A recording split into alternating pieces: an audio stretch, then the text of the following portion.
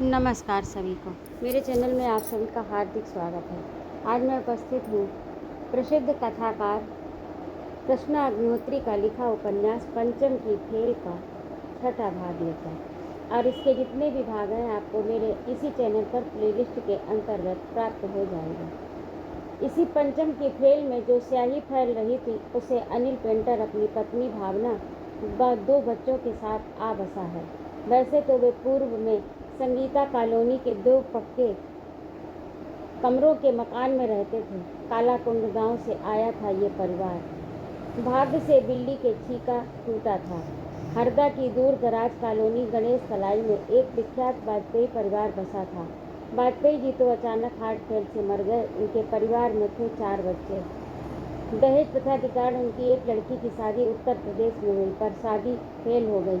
छोटी बेटी पढ़ी थी, इसलिए ट्यूशन के लिए प्रातः उठती। उसने निद्रा में ही उठकर एक चाय बनाई तो ऊँघने से उसकी सलवार में आग लगी।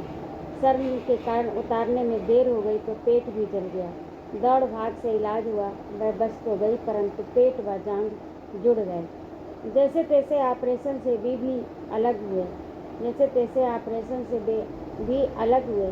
आसपास के लोगों ने व श्रीमती वाजपेयी के छोटे भाई ने समझाया कि ऐसी लड़की की शादी मत करो, परंतु विधि विधान से श्रीमती वाजपेयी ने एक गरीब ब्राह्मण ढूंढा।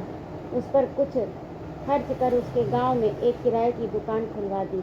भाग्य से जली सपना को गांव की एक पाठशाला में टीचर की नौकरी मिल गई। जब जानबूझकर हम कोई गलती करते हैं तो दुष्परिणाम भी सहना ही पड़ता है। सपना के पति बुद्धू ने गांव में एक बंजारन को रखा था। वह विधवा बहुत गरीब थी, सो बुद्धू का घर संभाल कर 2 रोटी में ही पड़ी रहती। बुद्धू बहुत कपटी था, सास के रुपए से कमा खा रहा था, तब भी गांव जाकर 1 तारीख को सपना से तनख्वाह छीन लाता, न देने पर डटकर मारता। आखिर जली कटी निर्बल लड़की इस अत्याचार को कब तक झेलती। उस पर डॉक्टर के मना करने के बावजूद उसने सपना को 2 बच्चों की मां बना ही दिया। बच्चियों को पाठशाला के एक बूढ़े चपरासी ने पाला, लेकिन बुद्धू ने एक दिन सपना को इतना मारा कि वह मर गई। बच्चियों को बुद्धू छीन कर मगरमच्छ के आंसू गिराता सास से बोला, मैं तो उसे बहुत प्यार करता था, और बच्चियां ले गांव लौट आया। छोटी लड़की को पोलियो हो गया, वह लंगड़ाकर चलती, पर थी गोरी व आकर्षक। बड़ी ने लव मैरिज कर ली। कुछ बड़े होकर जब अच्छे से पढ़ने लगी तो बंजारन ने उसे पाठशाला भेजा। काश जिंदगी सहज प्रभावित होती। अचानक जाड़े में बुद्धू राम चल बसा तो बंजारन ने दयाबश भानु को उसकी बड़ी बहन के पास भेज दिया। उसे लंगड़ी बहन को रखना रास न आया तो उसने एक अपड़ मजदूर से उसकी शादी 14 वर्ष में ही कर दी। जिंदगी पाते ही उसके फटेपन को नज़र अंदाज कर व्यक्ति जीता है, भले ही रगड़ कर जीना पड़े, वह जीता है। भानु भी इस अपड़ पति के साथ कालाकुंड आ गई और वहाँ पति के साथ एक चाय की दुकान खोल अपना जीवन निर्वाह करने लगी। एक अच्छे खानदान की बेटी रहन सहन सोच में पिछड़े अनिल के साथ सादगी जैसे ओढ़न और जीकर भी जीवन नहीं बना सकी। अचानक जी कड़ाकर वह इंदौर आ पंचम की खेल के पास रहने लगी। अनिल अपड़ तो था ही, पर काइयाँ चालाक व लंपट था। जब भी कहीं पेंटिंग का काम मिलता तो आधे काम के बाद बहाने करने लगता, साहब मेरे बच्चे की फीस भरनी है, एडवांस दे दे। यदा कदा कईयों ने उसे एडवांस दे दिया। बस यह इसी तरह के कार्य से काले कुंड नहीं रह पाया, चुप कर खेल में रहने लगा। यहाँ भी उसने वही पुरानी चाल चली। मकान मालिक ने उसे सीधे जेल भिजवा दिया। परेशान पत्नी ने लिफाफे व बीड़ी बना अपना पेट भरना प्रारंभ कर दिया। कठिनाई तो ये थी कि आर्थिक स्थिति कमज़ोर, बाप अपड़ अलग, उससे अधिक बदमिजाज और ताव ऐसा कि अपने बच्चों को सरकारी स्कूल में नहीं पढ़ाऊंगा। वहाँ बहन जी स्वेटर बुनती रहती हैं, बच्चे पढ़ते नहीं। इस बार दिवाली पर अनिल को एक बड़ी इमारत में पुताई का ठेका मिला। एक माह की सफाई व घिसाई में फेल के 2 गरीब बच्चों को भी ले जाता था। जैसे ही 2-3 दीवार पुती, मैं नागा करने लगा। पुनः एक बरांडा पोता, गिड़गिड़ाने लगा, साहब थोड़ा एडवांस मिल जाता तो मैं बच्चे की फीस जमा कर आराम से काम करता। साहू साहब ने उसे 1000 रुपये दे दिए। बस 2 दिन बाद ही इसने आना बंद कर दिया। लड़के से खबर कर दी कि मेरे हाथ जल गए हैं, मैं अभी काम नहीं कर सकूँगा। साहू साहब का पूरा घर सामान तितर बितर था, कुछ बाहर तो कुछ इधर उधर। बेचारे स्तब्ध रह गए, पैसे अलग चढ़े थे। उन्होंने कई बार अनिल को बुलवाया और कहा, एक जगह तो पूरी कर दो, हमसे एडवांस लिए बैठे हो। हाँ, साहब से कहो मुझे 1000 रुपये और एडवांस दे दें, इलाज करवा कर आता हूँ। साहू साहब को बेहद गुस्सा चढ़ा। उन्होंने FIR दर्ज करवा दी। पुलिस आई, अनिल को पकड़ कर ले गई। भालू रोकर लंगड़ाकर बेटे को रमेश के स्कूल में भर्ती करवा आई। रमेश ने जब सुना तो लड़के की फीस माफ़ कर दी। अब भगवती तो एक केले वाले के साथ देवास भाग गई। दोबारा भाग गई। वह उसकी जगह भानु ने ले ली। रमेश इस भली नेक स्त्री के भरोसे पूरा घर छोड़ सकते थे। उस दिन मठ में जब सब एकत्र हुए तो रमेश ने भानु की दर्द भरी दास्तां उपेंद्र जी को सुनाई तो वे आँख खींच बोले, अब बताइए यहाँ कौन शोषण करता है? कोई सामाजिक भ्रष्टाचार या राजनीति भी बीच में नहीं। कायदे में देखा जाए तो श्रीमती वाजपेयी को जली लड़की की शादी नहीं करनी थी। उसे संरक्षण देकर जो पैसा किराए की दुकान में विवाह में खर्च किया था वह लड़की के नाम जमा करना था। परंपरा है कि शादी हो, पर ऐसी स्थिति को नापा व तौला तो लगता है कि शादी तो करनी ही नहीं थी। शादी नहीं होती तो भानु कहाँ से आती, अनिल कैसे मिलता? दूसरी बात यह कि उपेंद्र जी यहाँ अनिल का व्यक्तिगत दोष भी तो इस उपस्थिति का कारण है। वो अपढ़ है, ये उसके माता पिता का दोष है। पर अच्छा पेंटर होकर जो मक्कारी चालाकी से एडवांस लेता रहा, ये सब भारी अपराध है जिसका दंड वो अकेला नहीं पूरा परिवार भोग रहा है।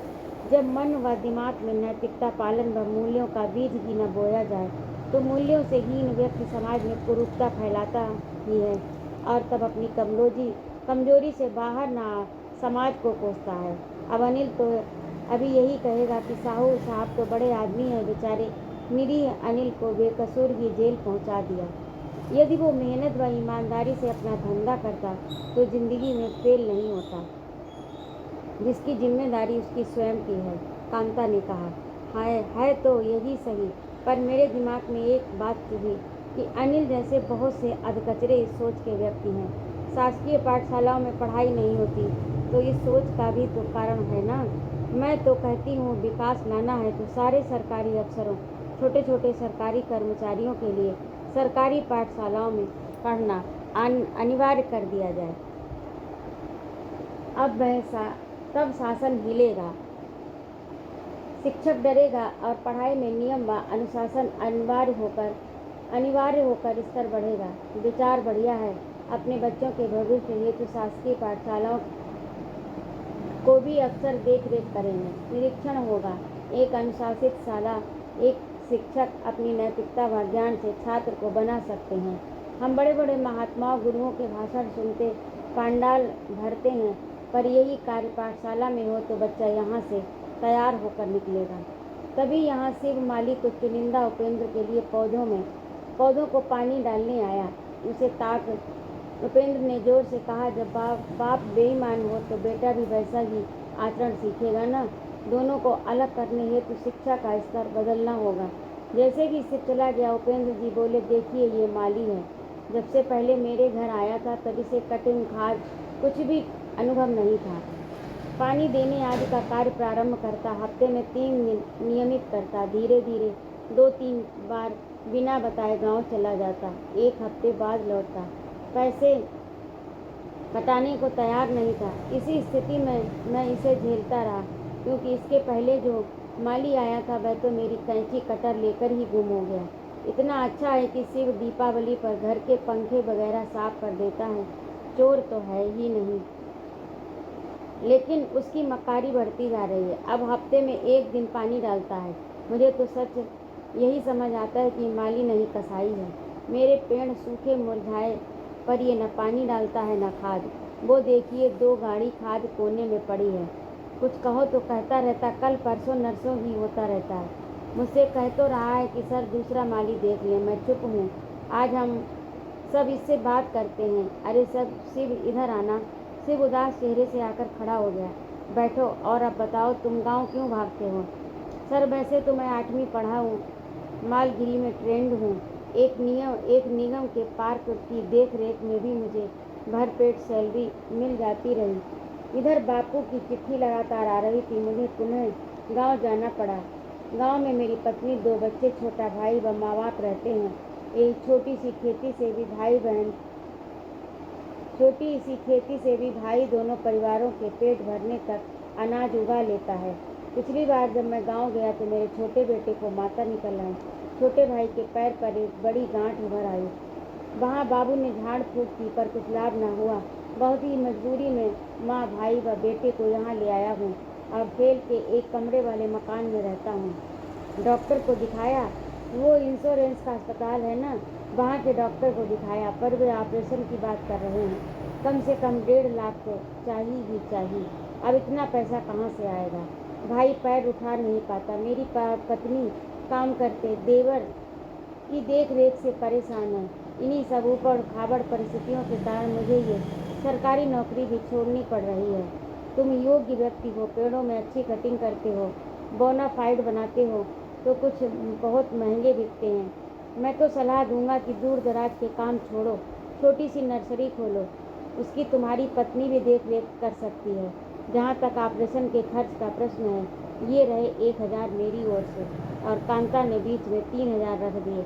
उपेंद्र ने 5,000 रख दिए। विजय शुक्ला ने भी 5,000 भिजवा दिए। एक हफ्ते में ही चंदा 1.5 लाख हो गया और शिव ने भाई लालू का ऑपरेशन कराया। सरकारी नौकरी उसकी बरकरार थी। छोटी सी नर्सरी लहलहाने लगी। फेल की सीमा पर शाम के समय शिव की पत्नी पार्वती उसकी देख रेख करती। उस फल के आसपास कहीं भी ऐसे बोनाफाइड पौधे व गुलाब नहीं बिकते थे। शिव ने शानदार गुलाबों का गुलदस्ता उपेंद्र को देकर पैर छुए। मैं बहुत तो नहीं कमा पाता, पर पेट इज्जत से भर रहा हूँ। न निराश हूँ न दुखी। बच्चे को रमेश की पाठशाला में डाला है। छोटा है तो पार्वती ही छोड़ने व लेने चली जाती है। भाई ठीक हो रहा है, उसे गांव ही रहना पड़ेगा। माँ व बापू वहाँ अकेले हैं। कोई बात नहीं, हमेशा ही तुम गांव भाग जाते हो। 1 हफ्ता और छुट्टी ले लो। उसके बाद मैं तुम्हें नहीं बख्शूंगा। जी। शिव चला गया। शाम का सूरज गोल व सुर्ख जैसे मुस्करा रहा हो। मैं संध्या को छोड़ रात्रि की गोद में विश्राम कर रहा हूँ।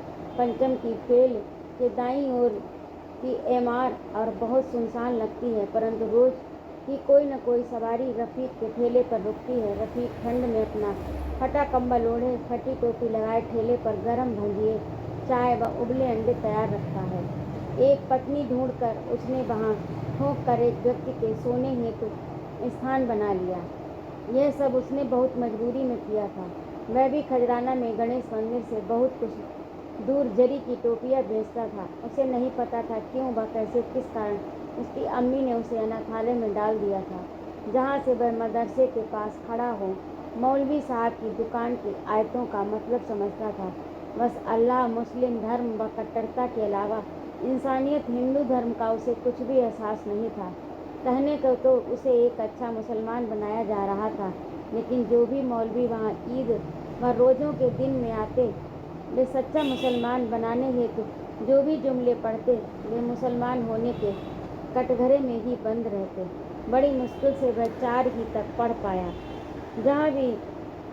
जब भी वहाँ किसी के अब्बा अम्मी मिलने आते, वह खम्बे के पीछे से उन्हें ताक कर अंदर आ से सकता। ओ मेरे मौला, मेरे अम्मी अब्बा को एक दिन तो भेज दो, उनके आंसू कोई नहीं पहुँचता। सारा दिन अनाथालय में काम करते बीत जाता। रात में बड़े मियाँ की तीमारदारी करनी पड़ती। जरा सी गलती पर उसे लात घूंसों से पिटना पड़ता। वहाँ तो मौलवी साहब सारे इंतजाम देखते हैं, तब क्यों उसे पिटना पड़ता है। और एक दिन जब सारे लोग ईद में मशगूल थे, वह धीरे से वहाँ से भाग कर इसी सुनसान रोड पर बैठ कर रो रहा था। तभी फटे हाल जमीला ने उसके कंधे पर हाथ रखा, और आज भी रफ़ीक के कंधे पर है जैसे खुदा का हाथ हो। रफ़ीक जमीला के साथ सड़क के पीछे छोर पर बने इसी टपरे में उसने आसरा लिया। वहाँ एक बड़ा मटका, ईंट का चूल्हा, एल्युमिनियम की थाली कटोरी वहाँ पड़ी सुबक रही थी। जमीला ने उसे पाल लिया। दिन भर लंगड़ाते भीख मांगती और शाम टापरे में चाय बनाती। माशा अल्लाह, रफ़ीक 14-15 वर्ष का होते होते कबाब, मंगोड़े व चाय बनाने में एक्सपर्ट होकर अब जमीला का पेट भरने लगा।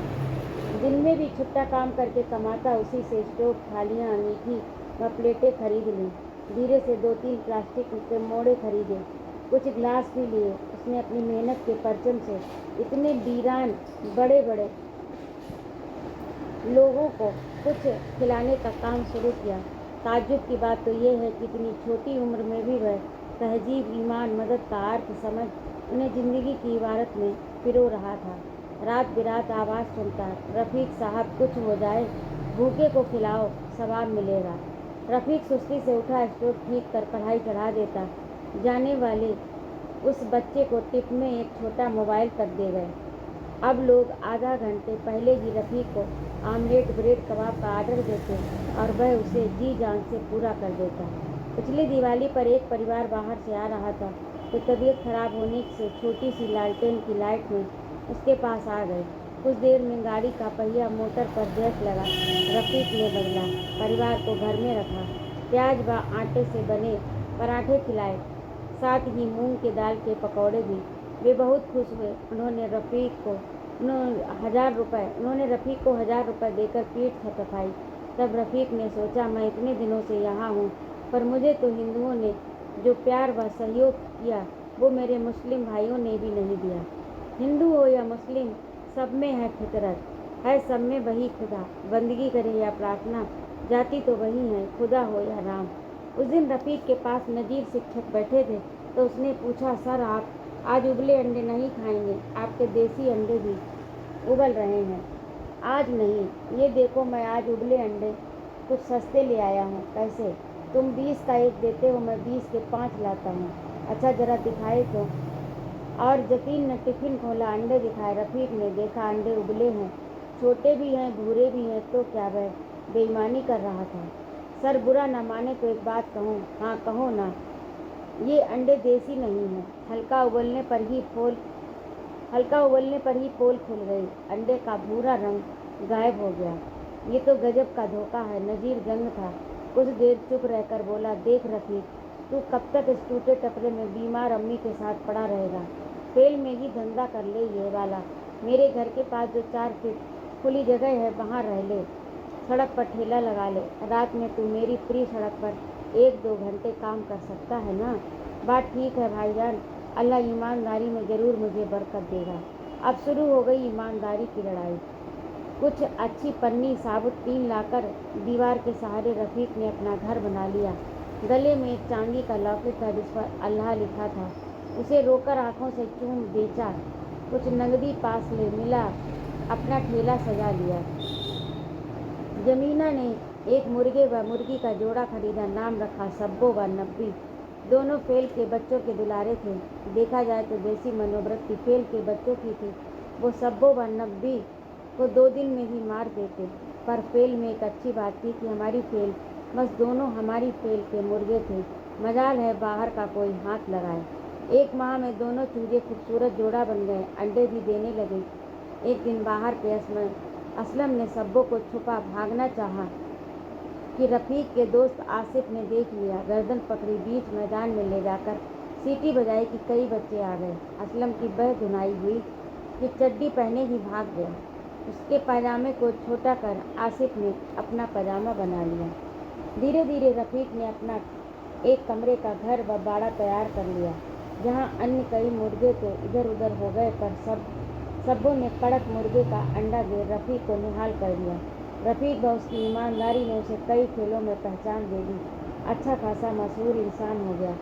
उपेंद्र जी को एक दिन जब वह अंडे की औकात ले मिला तो उपेंद्र जी ने प्यार से कहा, मैं तो शाकाहारी हूँ, पर तुमसे मेरी गुजारिश है। फरमाइए साहब, तुम हमारे जनता के सदस्य बन जाओ, ज़रूर मुझे फ़ख्र होगा। रफ़ीक शाम को झुरमुट से लौट रहा था तो कुछ दूर उसे तनी पन्नी के नीचे पैर पसारे फातिमा दिखी तो वह वहाँ पहुँचा व पूछा, क्या हुआ बी, आज कुछ ज़्यादा चाहिए क्या? तू तो नागवार रहने दे। तुझे मेरी आह ऊह से क्या लेना देना। सही फरमा रही हैं आप भी। आह व ऊह ये दो राज हैं, महसूस भी किया है और देखा भी है। वे जो सामने 2 मंजिला आपके बेटे परवेज का घर है ना, वहाँ से आया हूँ। सारी शान शौकत तो खड़ी है, तब क्यों काँप रही हैं। भीख से अपने बेटे को पढ़ाया है, चौराहे पर भागती रही हैं, छोटी छोटी चीज़ें बेचकर।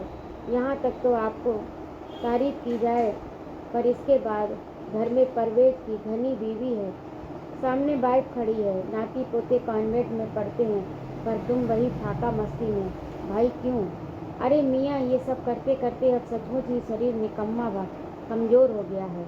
तब न बेटा पूछे, न बहू, न नाती पोते। ठंड में भी घर ले जाने जल्दी नहीं आते, कहते हैं थोड़ा वक्त और दो, शायद कोई और ज़्यादा दे जाए। और ठंड से कांपती फातिमा सूजे पैरों को पकड़ रोने लगी। मत रोइए, ये तो अल्लाह का दंड है।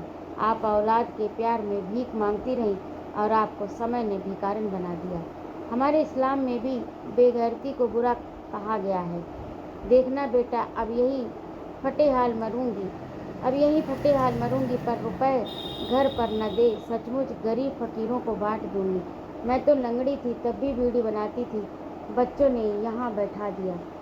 कम से कम फेल के कुछ गरीबों को तो रोटी नसीब हो ही जाएगी। चलता हूँ।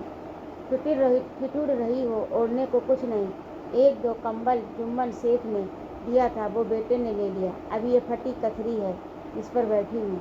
चलो उठो तो। रफ़ीक ने फातिमा को उठाकर फटी दरी पर कथरी धर अपने कंधों पर पड़ा गर्म साल बिछा फातिमा को लिटा दिया। अपने घर पर पहुँचा तो जमीला को सिसकते पाया। क्या हुआ अम्मी जान? अरे बेटे, तेरे जाने के बाद 5-6 लोग आए, सब्बो व 5 कड़क मुर्गे उठाकर चलते बने। कह रहे थे आज दावत मस्त होगी। सक पकाया रफ़ीक अफजल झुमरू से बोला, अरे सामने कुछ नहीं बोला? क्या बोलते, यहाँ फेल में ये लूट पाट तो आम बात है। अपनी जान क्यों हथेली में ले?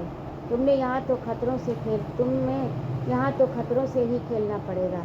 जुम्मन नजीब ने पुकारा, सुबह थाने चलेगा।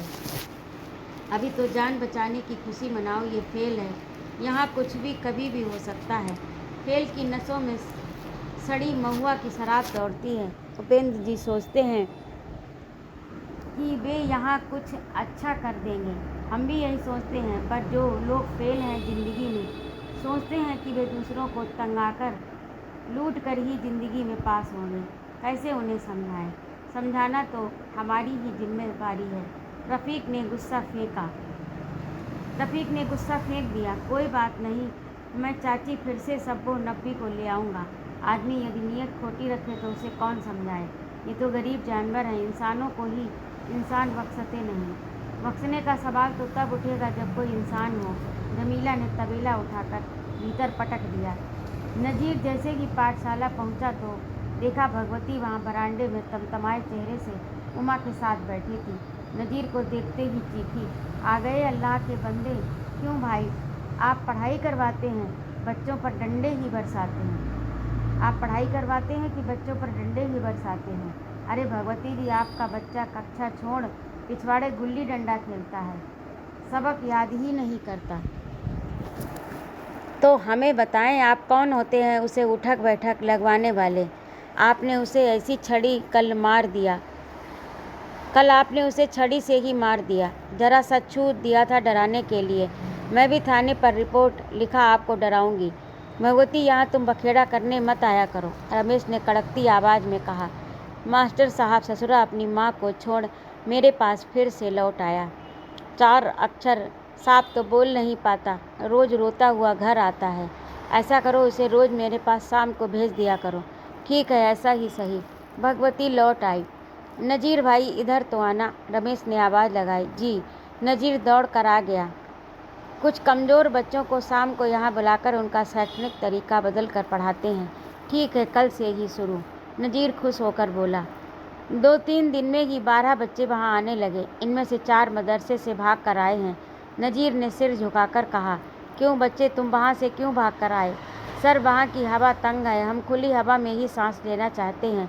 तुम सभी याद करना कि कोई भी झगड़ा बवाल पैदा न हो। खुली हवा में सांस लेना पर दुर्गंधपूर्ण सांस छोड़कर यहाँ का माहौल गंदा ना करना। सुबह की नमाज के पश्चात अयाज को छोड़ने दूर उसके अब्बा स्कूटर से आए थे। वे तेजी से आए तो हाँफते हुए गाड़ी रोकी तो उसके सामने खड़े राधे के पैर से टकरा गई।